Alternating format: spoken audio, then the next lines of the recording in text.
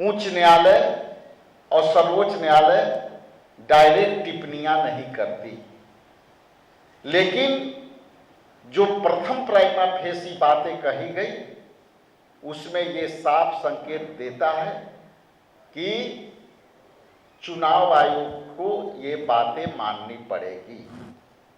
जो माननीय सर्वोच्च न्यायालय ने कहा कि प्रथम प्राइमा फेसी आधार कार्ड, राशन कार्ड और इपिक नंबर, यह एक अत्यंत महत्वपूर्ण मुद्दा है जो हमारे लोकतंत्र के जड़ों तक जाता है। यह वोटरों के मताधिकार के अधिकार का मामला है कि ये वो इलेक्शन कमीशन नहीं है, ये पहले वाला इलेक्शन कमीशन नहीं है, मतलब टीएन सेशन और जेबी राव वाला, ये अभी का इलेक्शन कमीशन है। अब उसी पर ये नकेल कसाया है।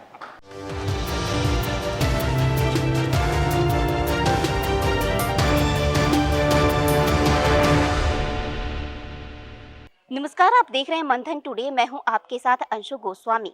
वोटर वेरिफिकेशन को लेकर जो याचिका दायर की गई थी उस पर सुप्रीम कोर्ट ने ये जिस तरीके से फटकार लगाई चुनाव आयोग पर, इसको लेकर कांग्रेस पार्टी के सदाकत आश्रम में यहां पर प्रेस कॉन्फ्रेंस रखा गया। इस प्रेस कॉन्फ्रेंस में कांग्रेस के प्रदेश अध्यक्ष राजेश राम क्या कुछ कहते नजर आए, क्या कुछ उन्होंने कहा, देखिए। यह जीत सिर्फ एक कानूनी जीत नहीं है, यह पूरे बिहार की जनता का जीत है। उसे भरोसे की जीत जो उन्होंने देश के जननायक नेता आदरणीय राहुल गांधी जी ने जो लड़ी, और बिहार के धरती पर परसों दिन जो बातें उन्होंने कह के गई और उसके बाद जो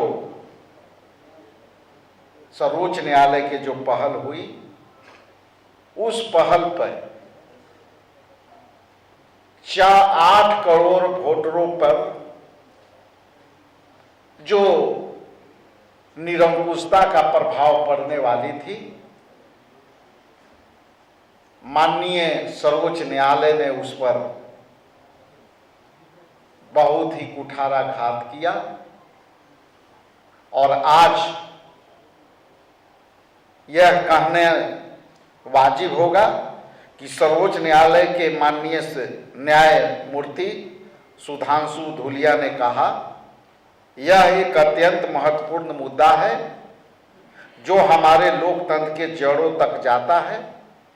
यह वोटरों के मताधिकार के अधिकार का मामला है कि जब ये लड़ाई हम लोगों ने ऑल ओवर इंडिया के तौर पर जब इसको देख रहे थे, तो हम सुप्रीम कोर्ट के इस ऐतिहासिक हस्तक्षेप का स्वागत करते हैं और कांग्रेस पार्टी इस लड़ाई के अंतिम सांस तक लड़ते रहेगी।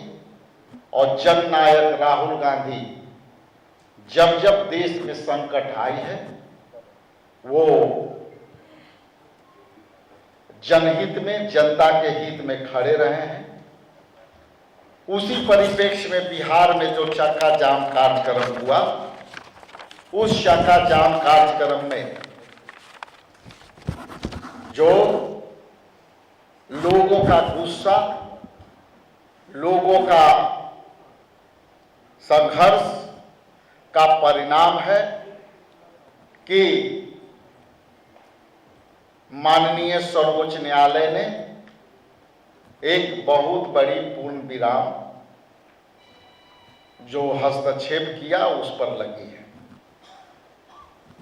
मैं आपके बीच 2 बातें स्पष्ट करना चाहता हूं जो माननीय सर्वोच्च न्यायालय ने कहा कि प्रथम प्राइमा फेसी आधार कार्ड, राशन कार्ड और इपिक नंबर और वोटर आईडी कार्ड,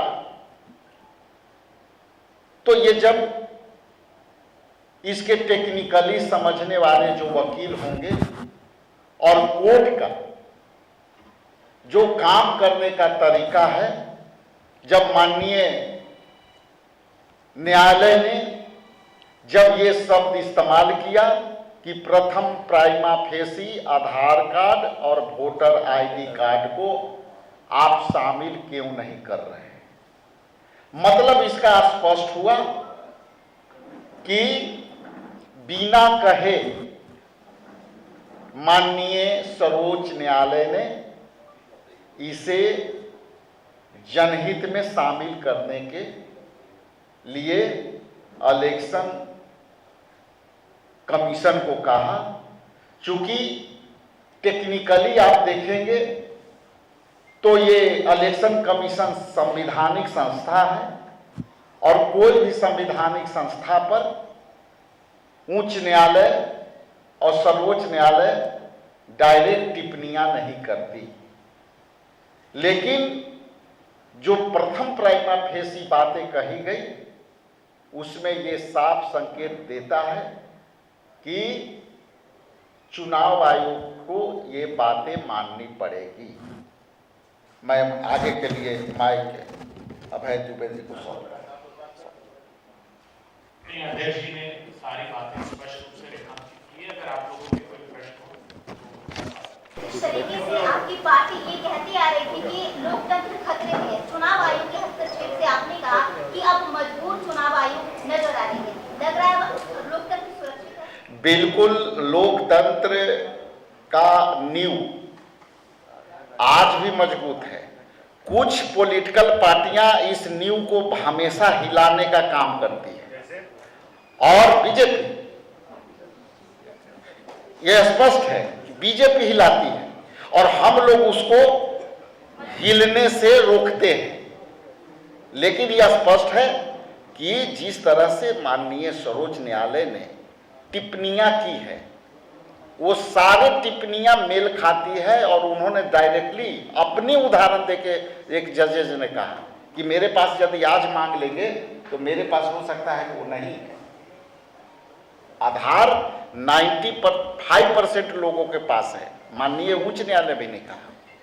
इसलिए ये स्पष्ट है कि जवाब जो इलेक्शन कमीशन ने जवाब देने से मना करता था, खुद मैंने गया था, वो अपने आप को हमेशा कहते थे कि ये वो इलेक्शन कमीशन नहीं है, ये पहले वाला इलेक्शन कमीशन नहीं है, मतलब टीएन सेशन और जेबी राव वाला, ये अभी का इलेक्शन कमीशन है। और उसी पर ये नकेल कसाया कि जिनको जवाब भी देना पड़ा और बोलना भी पड़ा। तो आपने देखा कि कांग्रेस के प्रदेश अध्यक्ष राजेश राम ने क्या कुछ कहा। सुप्रीम कोर्ट के फैसले को उन्होंने जिस तरीके से सुप्रीम कोर्ट ने फटकार लगाई उस पर उन्होंने कहा कि ये सुप्रीम कोर्ट का ऐतिहासिक हस्तक्षेप है और अभी चुनाव आयोग मजबूर नजर आ रहा है।